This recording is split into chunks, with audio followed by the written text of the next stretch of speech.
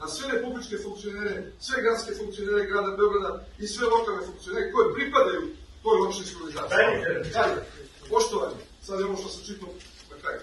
Znači, ovde se radi o radu funkcionera. O kome radu? Radu Aleksandra? Između ostalog. Između ostalog svi koji su radu. Ma čekajte, kako da ga smenimo ako nema funkcije, zemljače?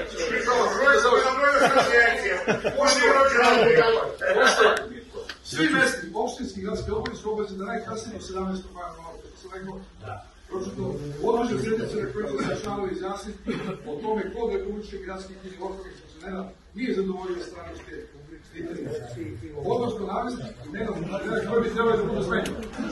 Potrebno dostaviti zapisnik sa sednica sa preciznim podatkom o imenu funkcionera, kao i potpisnik svih prisutnih na sednici opštinskog odbora, to je gradskog, bez zapisnika sa sednice, znači bez zapisnika sa sednice mesnog odbora. Zapisnik je neophodno dostaviti u centralu stranke najkasnije do 18. maja. Na sednicama gradskog odbora prisutnoće predsednik izvršnog odbora ili ovlašćeno lice od strane izvršnog odbora. Koordinatori su u obavezi da obaveste izvršni odbor o terminima održanja sednice opštinskog i gradskog odbora. Srpska napredna stranka i ništa. Znači, to je to. Da nastavim još. Da, podatak, nego podacima. Podatak je jedan, a podatak su podacima. Šta je učinjeno, šta je učinjeno, šta je učinjeno.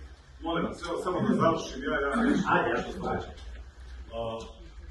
Goran, sad ovo sve što je rekao, ja apsolutno podržavam ovo što je on rekao, samo morate svi da znate da i Goran, Ivana Tomić i cijelo opštinsko rukovodstvo i opštinsko rukovodstvo opštinskog odbora Srpske napredne stranke instalirao i postavio gospodin Nebojša Stefanović. Sad Goran poziva da se taj čovjek smeni. Znači, a mi koji je on smenio sve nas, mi sad kao treba da čutimo. Ljudi, nemojte da nasedate na ove priče. Njih je postavio gospodin Stefanović. A se gospodin Stefanović smenio.